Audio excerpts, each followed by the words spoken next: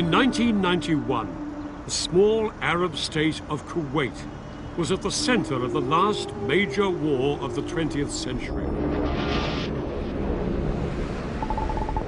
Saddam Hussein's Iraq had invaded Kuwait, putting nearly half the world's oil within his reach.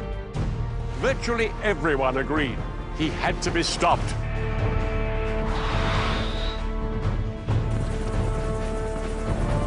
Over 1 million troops faced each other across the battlefield.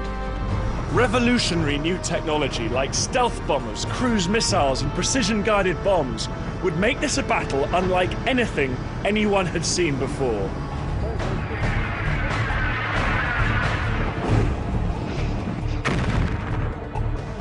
I'll be getting to grips with some of the challenges faced by the men and women on the front line in this new era of warfare.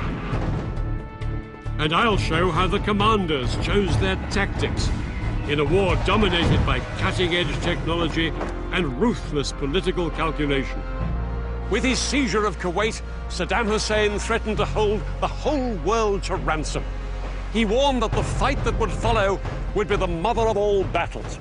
Everything would now depend on the outcome of Operation Desert Storm, the battle for Kuwait.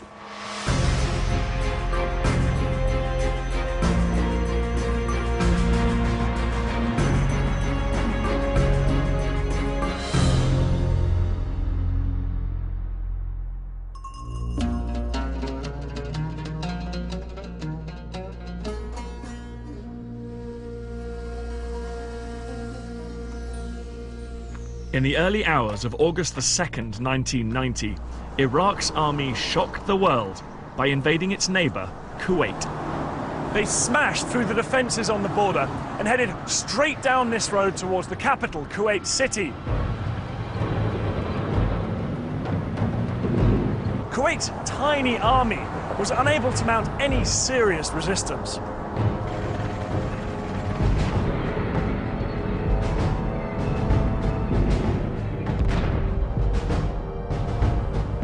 Thousands of Iraqi troops were soon swarming through the capital.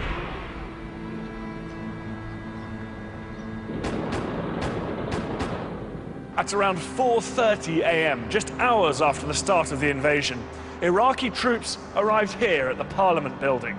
The guards were taken completely by surprise, and within minutes, Kuwait's parliament had been captured. The ruler of Kuwait, the emir, along with most of the royal princes, abandoned their palaces and fled. By the end of the day, the entire country of Kuwait was completely overrun, as thousands of Iraqi troops continued to pour across the border. And they were all obeying the orders of one man, Saddam Hussein.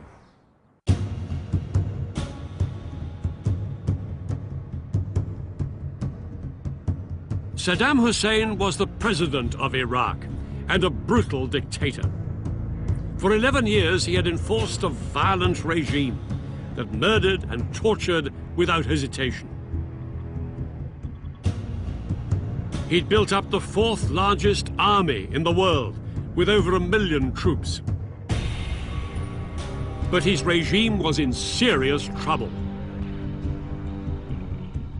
Not least because an 8-year war with his neighbor Iran had left him with a mountain of debt.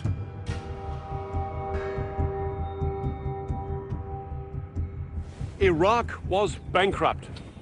Saddam had to come up with a solution to his cash crisis, and it lay across the border here in Kuwait. This is Iraq, and here is Kuwait. Kuwait is almost floating on oil. Outside the capital, Kuwait City, oil wells cover much of the country. To the north, there are oil fields on the border with Iraq. Here in the center, the Burgan oil field is the second largest in the world. Altogether, Kuwait held 10% of the world's oil, and it was this vast wealth that Saddam had captured. Together with the Iraqi oil fields that Saddam already owned, he now had control of over 1/5 of the world's oil reserves.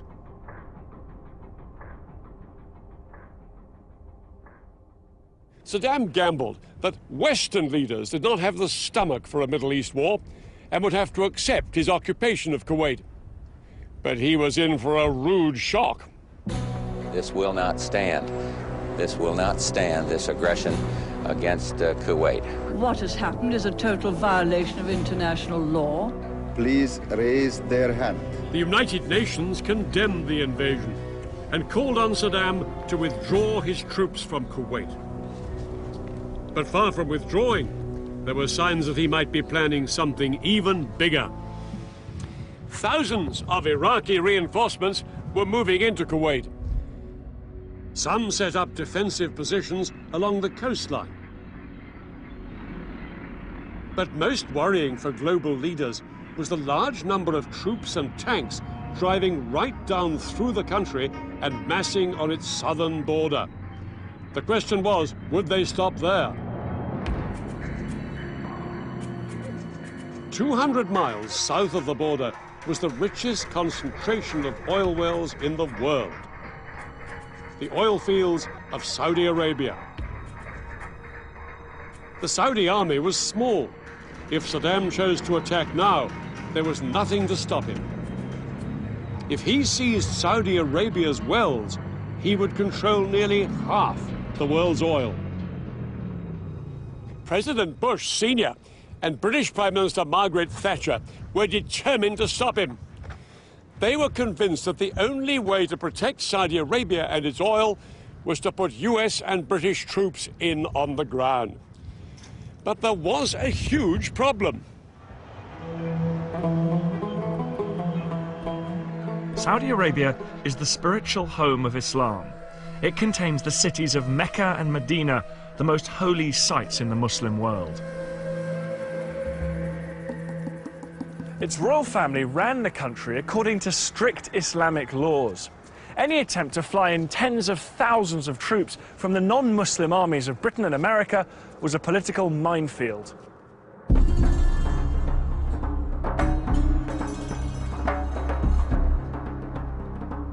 On August the 6th, 1990, just 4 days after Iraq had invaded Kuwait, a top-rank White House team flew to Saudi Arabia to meet King Fahd.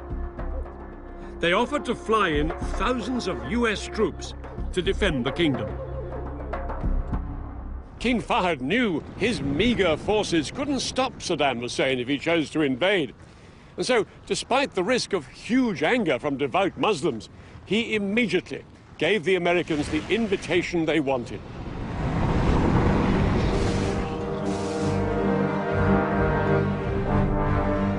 Within hours, one of the biggest deployments of troops since World War II was underway.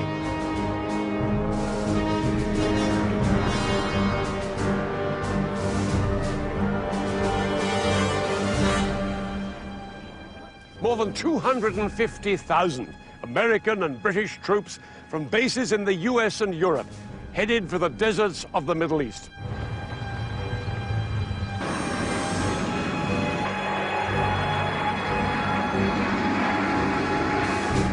The Americans and British were determined that their stand against Saddam Hussein should be seen as an international operation and not as an American-led attack on an Arab country.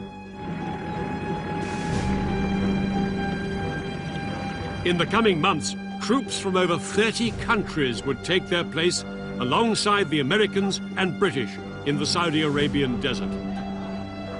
It was an extraordinary coalition that even included several Arab states like Egypt and Syria. But it was the Americans that dominated. The man in charge was called General Norman Schwarzkopf. He was a giant of a man with a keen intellect. He also had a fiery temper, and he set the tone with one of his first public comments about Saddam Hussein. If he dares come across that border and come down here, I'm completely confident that we're going to kick his butt when he gets here. Schwarzkopf was a tough talker, but he knew he faced a mammoth task.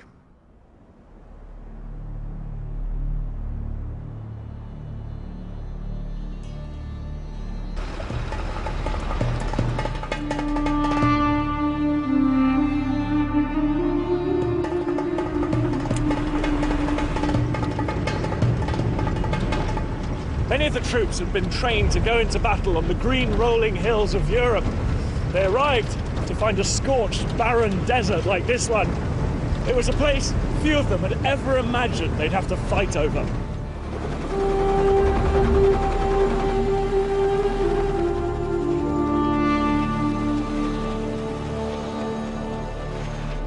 The sand clogged their engines, they got in their food, and no one was even sure it was stable enough to take the weight of the big American combat vehicles.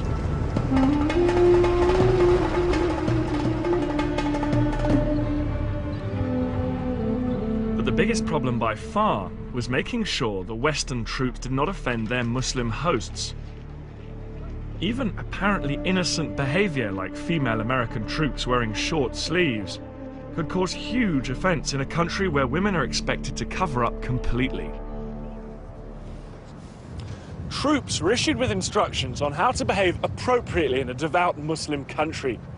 US Army chaplains were even renamed morale officers so as not to cause offense, but it remained a fragile coexistence.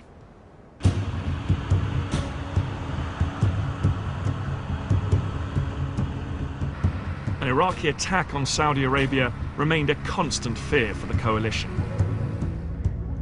But it was the stories about the actions of Saddam's army inside Kuwait that outraged world opinion. They brought a reign of terror to Kuwait, including summary executions in the street.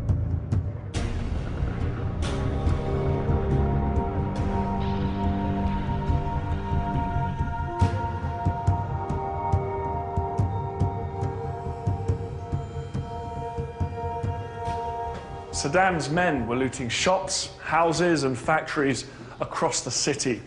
Torture and punishment beatings became commonplace as the Iraqis tried to crush any sign of Kuwaiti resistance. Some resistance fighters were even shot dead in front of their own families as a warning to everybody else not to get involved.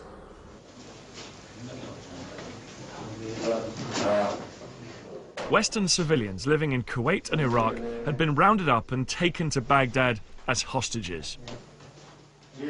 Saddam appeared with some of them on television in a clumsy attempt to show that they were being treated well. You are British or all of the moment, yes.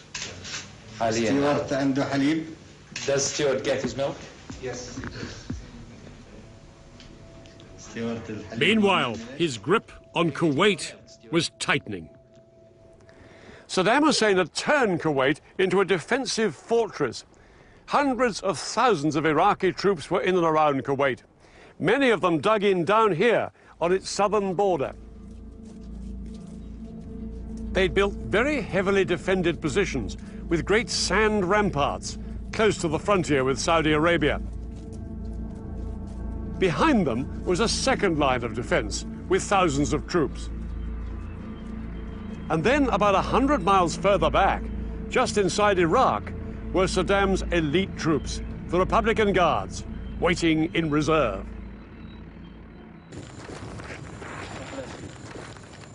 By November 1990, world leaders had run out of patience with Saddam. Although he hadn't attacked Saudi Arabia, he showed no signs of withdrawing from Kuwait.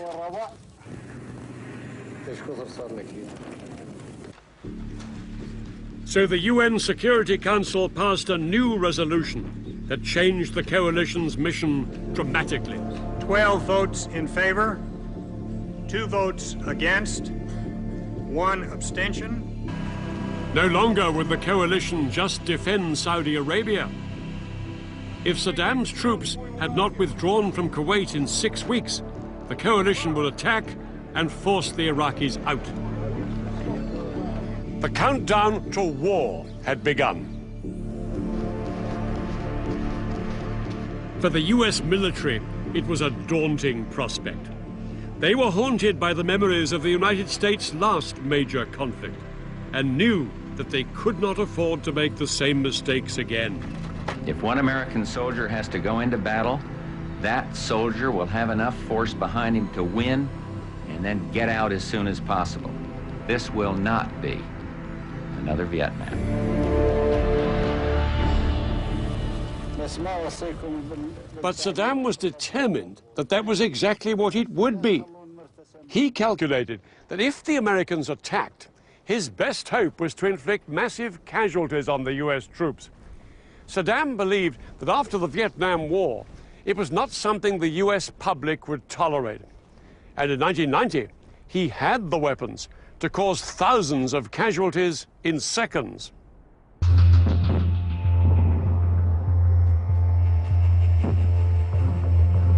Just 2 years earlier, in March 1988, the Iraqi army had attacked a Kurdish village in northern Iraq, using a mixture of mustard gas and the nerve agent sarin. 5,000 people were killed, and thousands more suffered terrible injuries.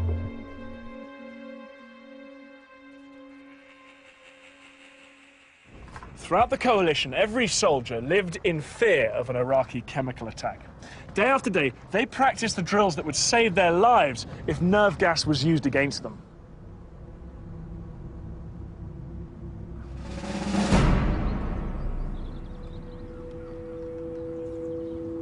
To understand more about what this meant to the coalition troops, I joined a British Army training exercise.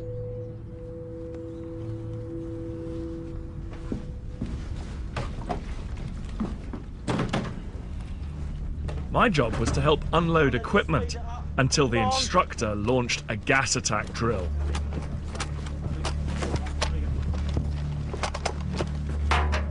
Gas, gas, gas!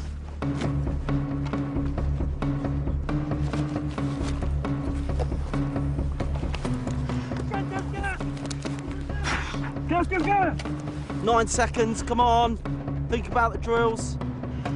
Okay, let's go, well done. If a soldier couldn't get their mask on this quickly in a real attack, the gas could be lethal. Come on, 2 minutes, let's go! I then had to carry on with my task, exactly like the troops would in a combat situation. Come on, work hard, well done. Come on, really gotta get through. Come on! Come on!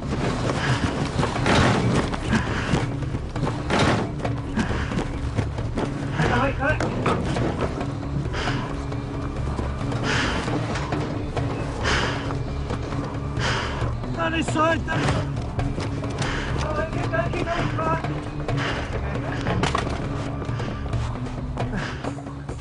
But gas masks make it impossible to breathe properly, as I was finding out. Excellent, well done, well done. I can't actually speak. I'm not getting enough air in here. 2 minutes! Come on, well done, well done. That one there. Down this side, let's go. Excellent, good, well done. Stop! Stand still. Unmask. Come on, that's good. Good, well done.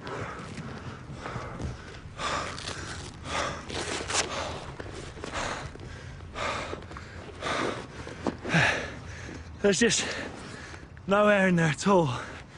And the idea of fighting something like a battle under those conditions is absolutely unimaginable, and that's a lot harder than what I was just doing there, those shuttle runs.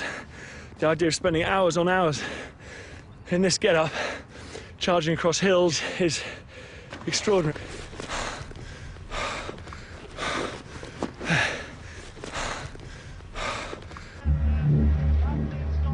But in 1991, soldiers feared they really would have to fight while under chemical attack. Some of them were already suffering heat exhaustion just from wearing gas masks in training. Schwarzkopf knew that if it came to war, the greatest threat to his troops was Iraq's chemical weapons. And he also knew he would have to minimize American and coalition casualties. The key would be to keep his ground troops out of the battle for as long as possible.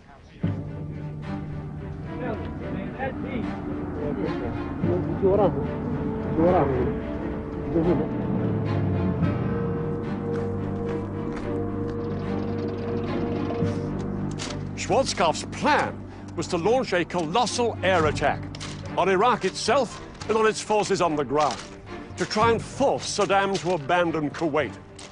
But if this didn't persuade Saddam to leave, Schwarzkopf knew that he would have to take a far more risky step.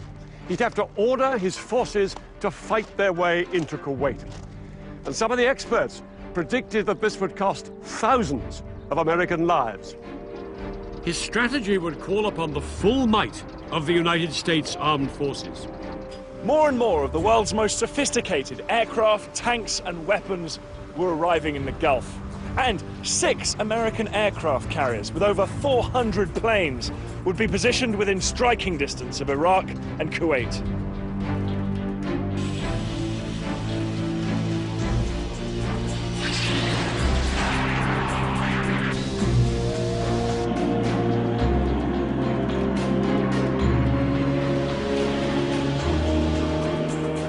One week before the UN deadline expired, 750,000 coalition troops waited on the battlefield, as the politicians made one last attempt to find a diplomatic solution.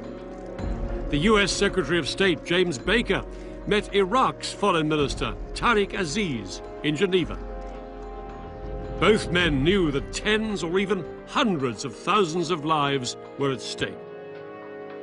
And James Baker warned the Iraqis not to use chemical weapons, reminding them that America had nuclear bombs. But 7 hours of talks ended in failure. If Iraq should choose to continue its brutal occupation of Kuwait, Iraq will be choosing a military confrontation which it cannot win and which will have devastating consequences. But Saddam remained as defiant as ever and promised his people a great victory. He warned that the Americans depended too much on technology. He boasted that Iraq could rely on the bravery and experience of its soldiers. Their faith would defeat the enemy.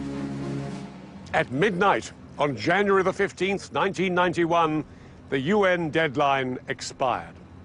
Across the world, people watched and waited. Everybody knew it was just a matter of time before the war began.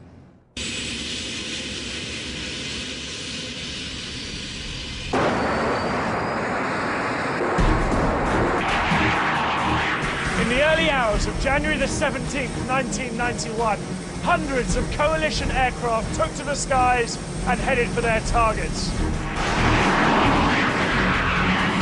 Operation Desert Storm had begun. British RAF pilots in low-flying Tornado aircraft carried bombs designed to crater Iraqi runways. The Americans' first target was Iraq's capital. From the rooftops of Baghdad, 3,000 anti-aircraft guns fired into the night. Flying straight into this wall of fire were 8 American bombers. They were so sophisticated that the Saudis had nicknamed them Ghosts. The F-117 stealth bomber was designed to be invisible to radar. But this was its first test in major combat. The stealth's first target was the main communications tower in Baghdad. At exactly 3 a.m., the pilot in the lead aircraft pushed the button and a 2,000-pound laser-guided bomb descended on its target.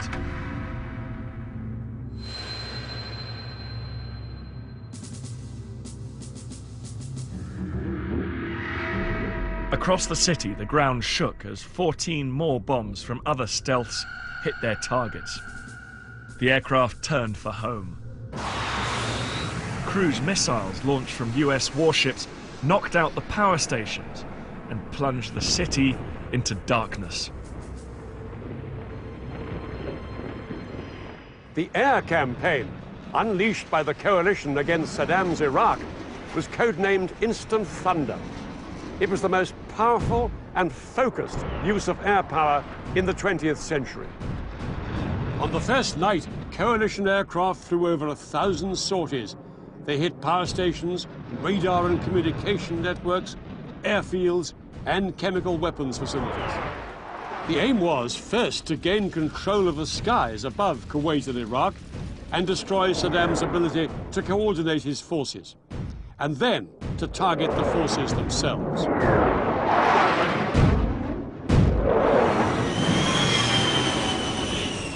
Guided in by laser, a bomb launch from planes like these could explode within 3 meters of its target, even from a range of 7 miles.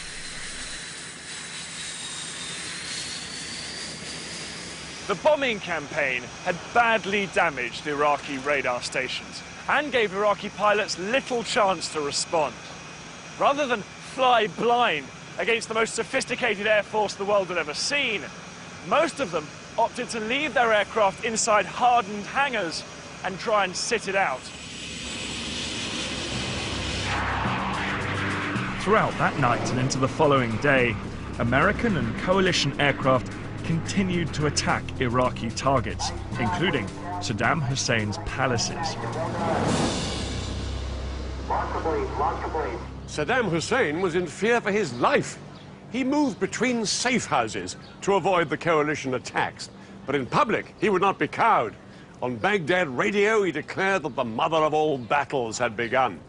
And in secret, he ordered his army to launch the weapon that he hoped would blow the coalition apart.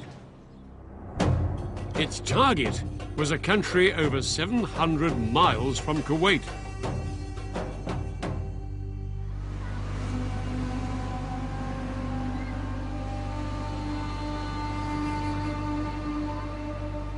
At 2 a.m. on January the 18th, 1991, air raid sirens sounded across Israel.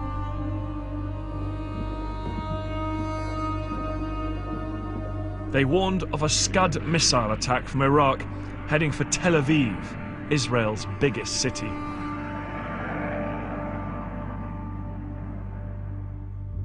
Moments later, the first Scud hit this factory near a housing estate in a residential suburb of the city. Initial reports from the Israeli army suggested that Israel was under chemical attack. In the confusion and panic, people all over the city put on their gas masks. Some even injected themselves with the antidote to nerve gas. Saddam Hussein's attack on Israel was an act of ruthless calculation. He hoped Israel would retaliate. If it did, Israel would then appear to be on the same side as the Arab nations in the coalition. Saddam's hope was that the Arabs' hatred of Israel would make this unthinkable for them. They would withdraw from the coalition, and the coalition would collapse. From Washington, senior White House officials called the Israeli defense minister, urging him to show restraint. For hours, the whole world held its breath, waiting to see how the Israelis would respond.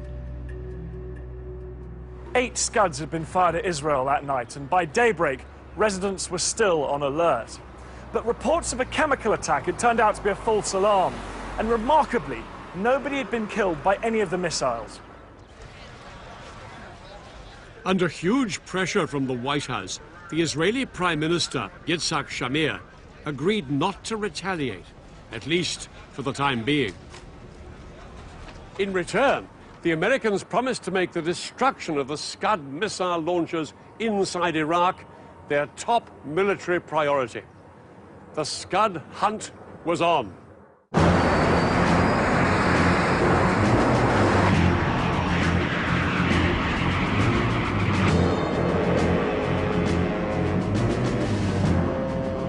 Coalition aircraft began flying around the clock, searching thousands of square miles of empty desert, hoping to spot Iraq's estimated 20 mobile Scud launchers and then destroy them.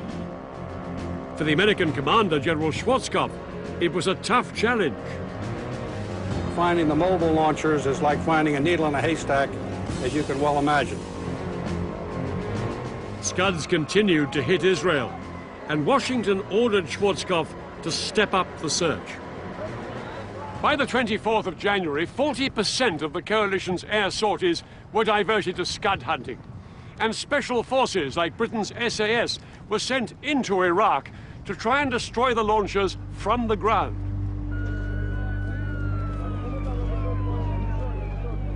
The Scud attacks on Israel went on, but still they failed to break up the coalition as Saddam hoped.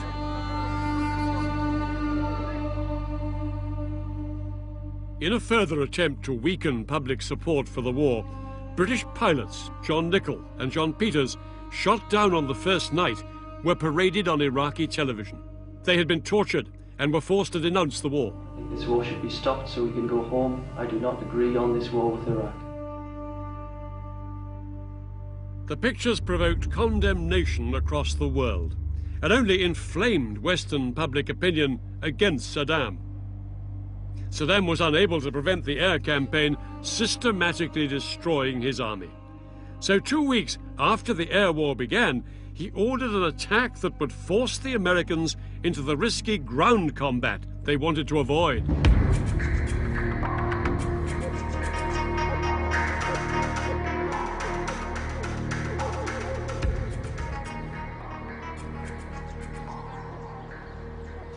At around 8:30 p.m., Iraqi troops broke cover from their positions here in Kuwait and headed down there towards the Saudi border.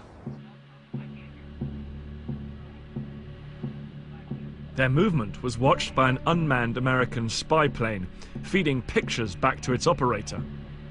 What do we have here? Holy crow. Let's see what they are. Man, this is something. Here we go. Closer, closer. And 2,253 hours. They've crossed the border. Crossed in Saudi Arabia. King Fahd's going to be pissed. Fahd baby's going to be pissed. He's going to be hot. The coalition had complete control of the skies over Kuwait, but not a single aircraft was close enough to stop the Iraqis. Where's our air? This is ridiculous. A frickin' bomber couldn't ask for any better target than that.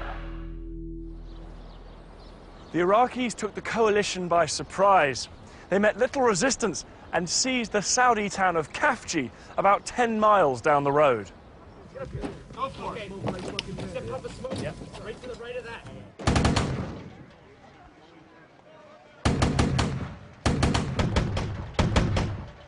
Troops from America, Qatar and Saudi Arabia now had to fight their way into the city to regain control. Arm this missile, I'll shoot it down range. Take that bad boy out.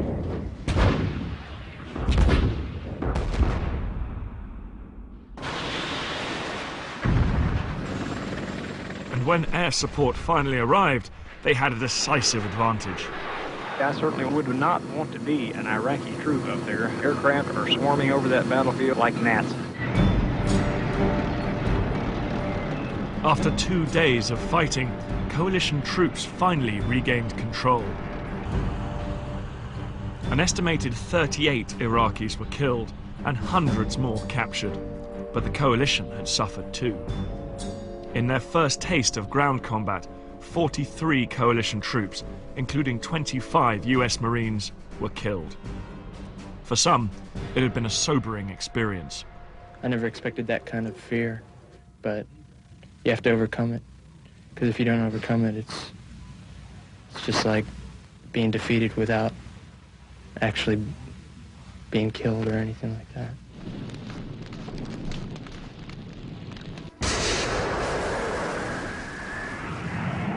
But with Khafji back in coalition control, world attention turned once again to the air campaign, which was now in its 4th week.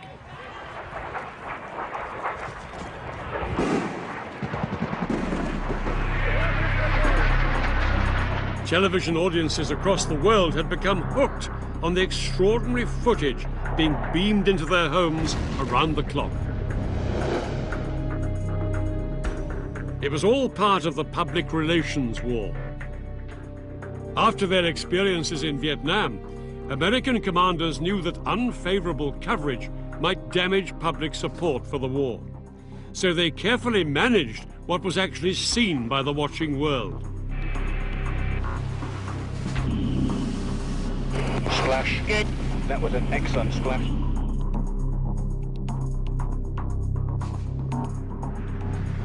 The American general who commands all the Allied forces in the Gulf has said that Operation Desert Storm has been going according to plan.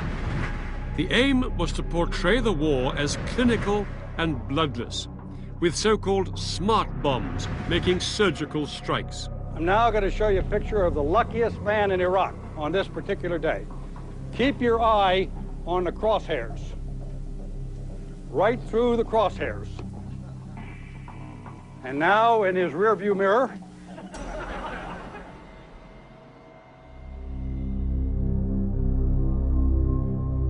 but the laughter was about to end. In the early hours of February the 13th, 1991, 2 stealth bombers flew towards the Al Amariya bunker in the suburbs of Baghdad on what was supposed to be a routine mission. Shortly after 4:30 a.m., they released 2 laser-guided bombs. Exactly as planned, the bombs dropped down a ventilation shaft and exploded deep inside the bunker to maximize destruction. The trouble was, it was packed with over 400 civilians. American criminals! Why? For what the war? For what the war? Hundreds had been killed, many of them children.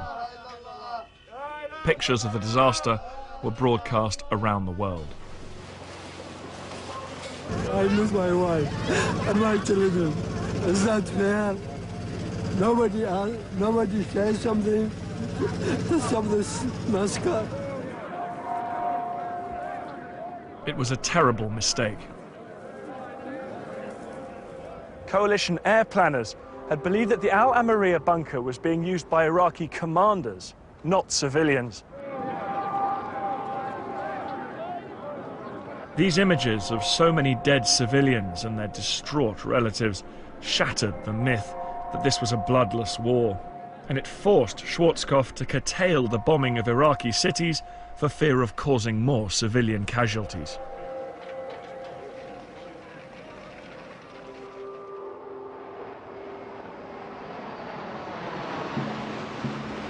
But the Iraqi army got no such reprieve. The air campaign had battered Iraqi targets for over a month, and still, Saddam had not withdrawn his army from Kuwait. Schwarzkopf knew coalition ground troops would soon have to drive them out, and in preparation, he intensified the airstrikes against the Iraqi front line.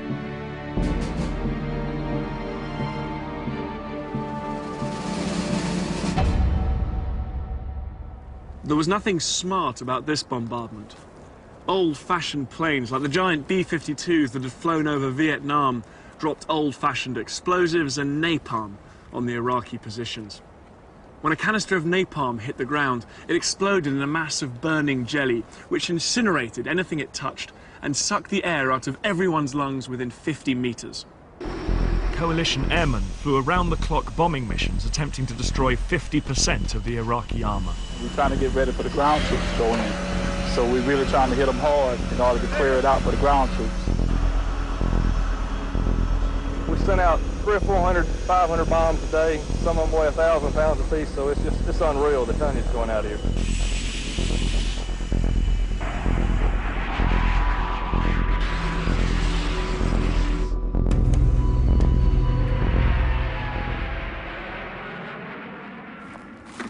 In retaliation for the coalition's continuous aerial bombardment, Saddam Hussein unleashed a new kind of destruction. He ordered the Iraqi army to blow up the oil fields of Kuwait. It created scenes of apocalyptic devastation. It looks like what I envisioned hell would look like. The country of Kuwait is burning. Hundreds of wells were blown up, sending a wall of flame and smoke thousands of feet into the air. Pipelines were ruptured, storage tanks exploded, and huge lakes of oil pooled in the desert sand.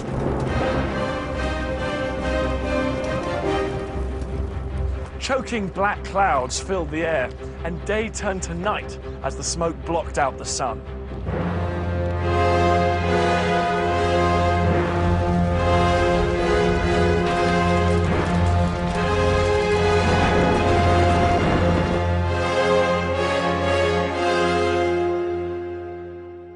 This piece of environmental vandalism only increased the pressure on Schwarzkopf to launch the ground campaign. His plan was a masterpiece of strategic deception. The main attack would appear to come down here, across Kuwait's southern border. 40,000 American Marines would thrust up into the Iraqi defenses. Alongside them, troops from other coalition countries, including large forces from Syria and Egypt. Their job was to make Saddam think they were just the start of a much larger attack from here in the south.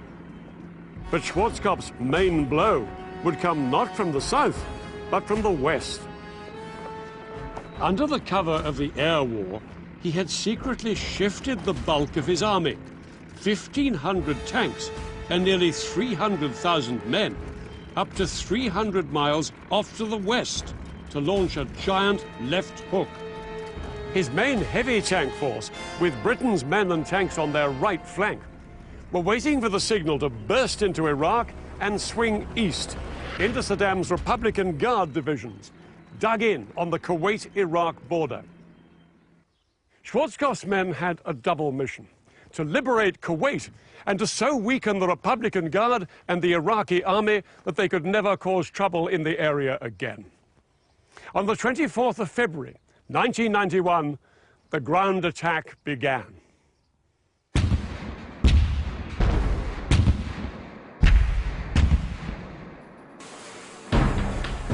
Out in the Gulf, the big guns of the US warships began a massive artillery barrage onto the Kuwaiti coastline.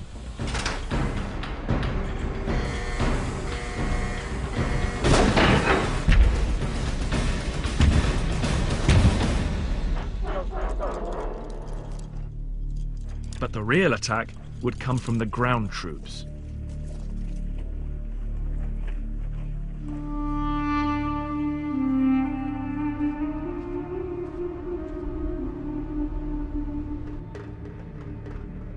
And the first to go in would be the US Marines. This is it. Have fun. Got an American flag in this pack right here we're going to raise in Kuwait. The Marines had to bulldoze gaps in huge banks of sand like this one so the tanks and artillery could advance.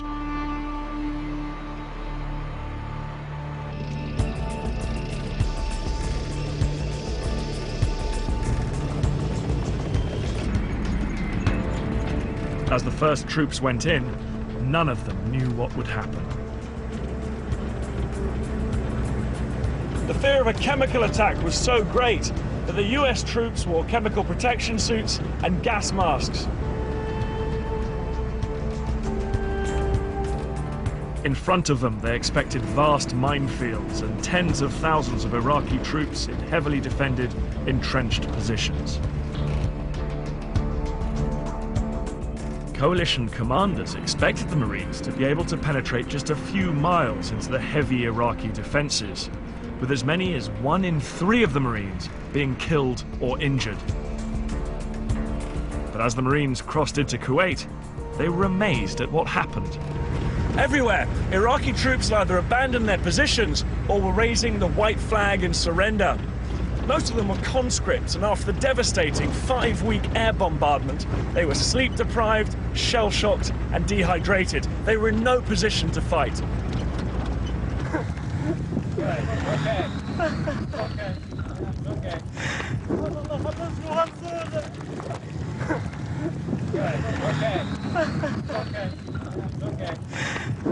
All right. Hey, let's go! Get up here! The Marines continued forward into Kuwait. There was little resistance, and nearly everywhere their progress was unopposed. Right now, I feel sorry for the people that are remaining on the enemy side because we're going to wipe them out. It's just a matter of time. The Marines were scoring a major success in their thrust up here into Kuwait, almost too successful. They and the Arab forces to the east and west of them were fast heading for Kuwait City. There was now a risk that some of the crack Iraqi units, like the Republican Guard up here, might retreat before Schwarzkopf's army could destroy them. So he brought forward the timetable for his main attack. He ordered his big left hook, including Britain's tank force, to go in 15 hours ahead of schedule. The British would go for Kuwait, and the US tanks would head for the Republican Guard.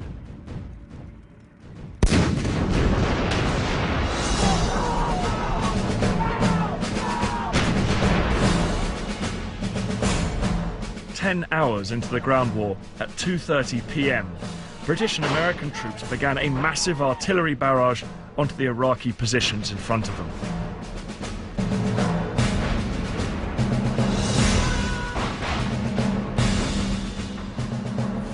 One of their key weapons was the multiple launch rocket system.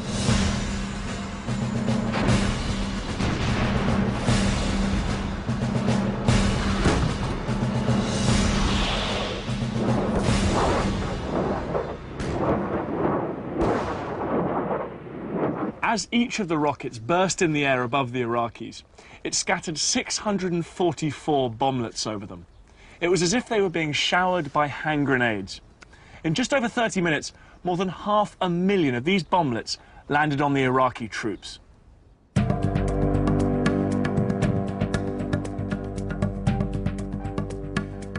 As the artillery died down, more than 150,000 coalition troops and over 1,500 tanks began their advance. Saddam knew he couldn't keep Kuwait much longer, but he was still determined to show the Americans he had the capacity to hit them where it hurt.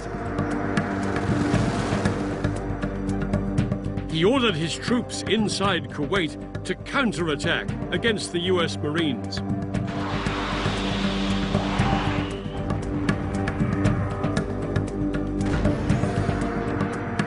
But they couldn't match the Americans' firepower, nor halt their relentless drive towards Kuwait City. However, Saddam still had one last sting in his tail.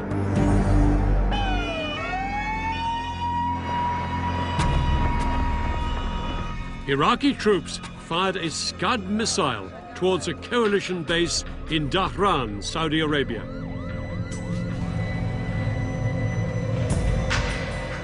The resulting explosion killed 28 Americans, and 100 were left wounded. One of these ambulances has to go up there. It was their biggest single loss in the war so far.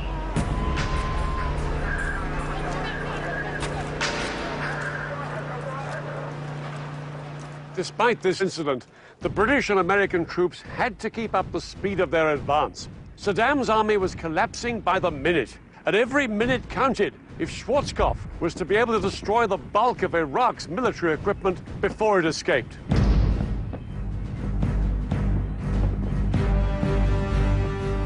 Schwarzkopf's main armored thrust had swept across 100 miles of Iraqi desert west of Kuwait and closed in on Saddam's elite Republican Guard. Finally, at 4 p.m. on the 26th of February, they came face to face. A gunner in one of the lead vehicles spotted a line of Iraqi tanks on the horizon. The US tank commander realized that he was heading straight for a major Republican Guard position. The gunner in the lead American tank quickly fired off a shot at one of the Iraqi tanks. Seconds later, the American commander watched as the shell landed directly on the target. The Iraqi tank exploded, throwing a man out through the hatch, engulfed in a ball of flame. Within seconds, the other American tanks had opened fire. In just a few minutes, the Republican Guard's position had been obliterated.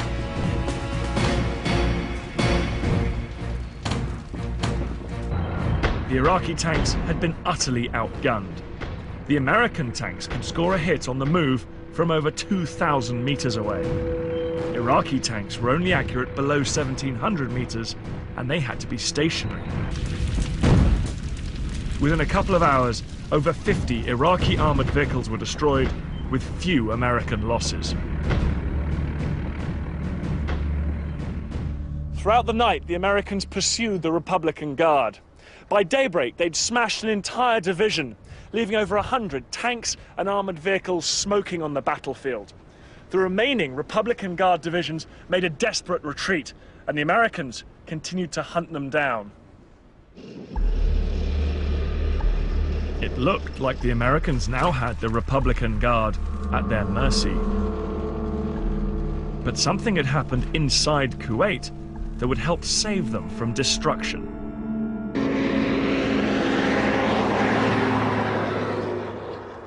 Iraqi troops had been fleeing from Kuwait City in any vehicle they could get their hands on. American commanders were determined to stop them. It led to one of the most controversial episodes of the war. Using laser-guided bombs, pilots attacked Iraqi vehicles along a stretch of this road leading north from Kuwait City. This created a roadblock, and behind it, hundreds of vehicles became trapped in a giant traffic jam. This made them totally vulnerable to the American aircraft overhead. Some of them were so desperate to escape that they drove off across the desert. Every available American aircraft was ordered into the attack, with devastating results.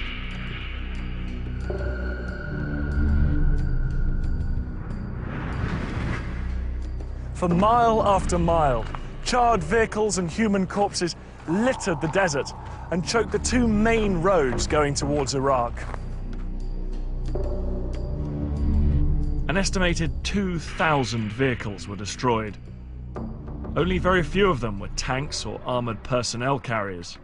Most were civilian vehicles stolen by the Iraqi army as they fled Kuwait City.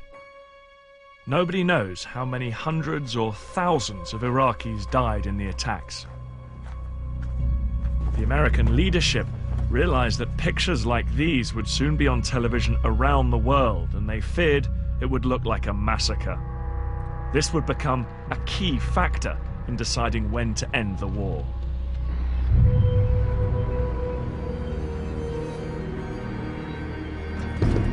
"36 hours later, coalition troops led by units from Kuwait's own army arrived in Kuwait City.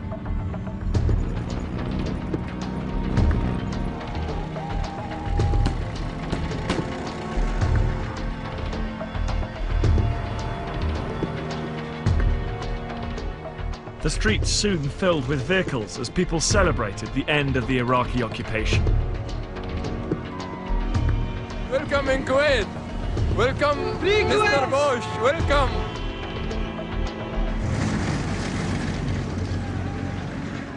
Alongside them were American troops, greeted as heroes, as liberators of a country that had been subjected to months of horror by the Iraqi regime. They don't have any civilization. They kill not by guns only, by torturing.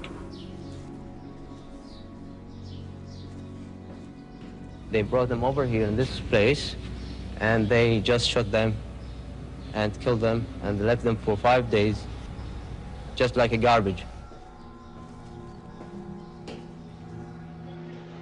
They want to put name Saddam in my hands, and they tell me to remember it, even you are an old man.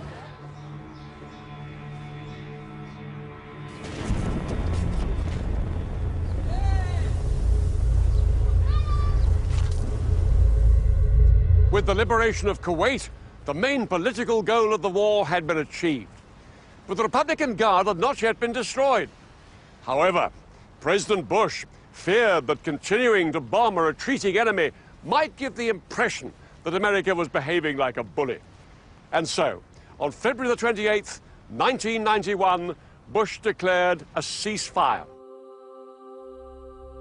I am pleased to announce that exactly 100 hours since ground operations commenced and 6 weeks since the start of Operation Desert Storm, all United States and coalition forces will suspend offensive combat operations.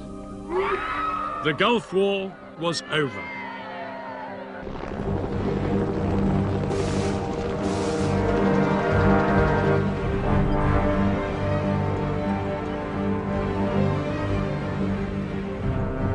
Within weeks, tens of thousands of coalition troops began the long journey home. All of them grateful that the mass casualties they'd feared had never materialized.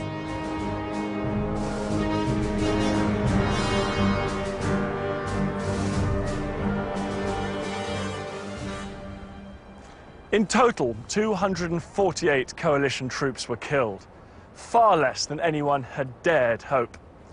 Nobody knows how many Iraqis died, though some estimates put the figure at over 30,000, including 3,000 civilians. Despite the pre-war fears of the coalition, it had turned out to be one of the most one-sided battles in modern history.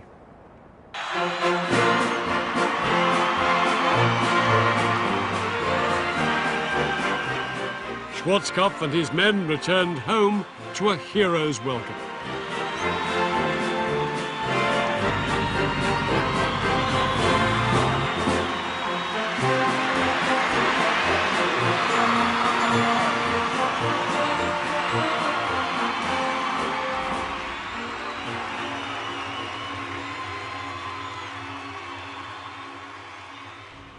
The Allies could have chased Saddam all the way to Baghdad, but they had no authority from the UN and no wish to become mired in Iraq.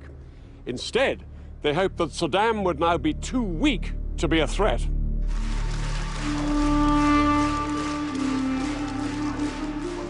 But Saddam's regime did not crumble as the Americans hoped.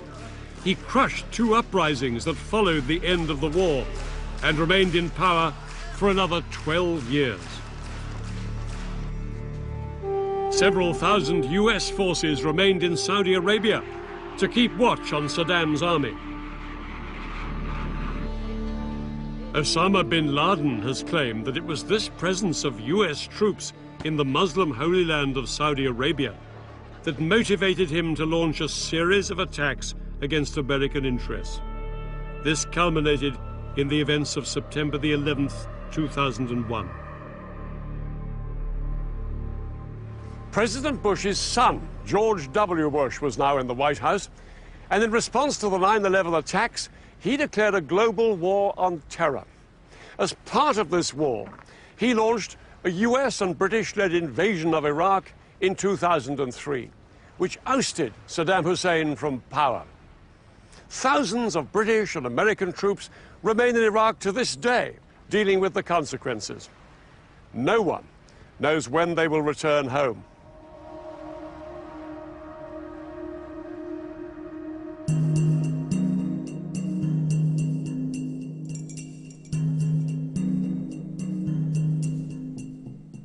You can find out more about the Gulf War of 1991 in Dan's video podcast, available online now at bbc.co.uk/history. Next tonight on BBC Two, Jack D hosting Have I Got News for You?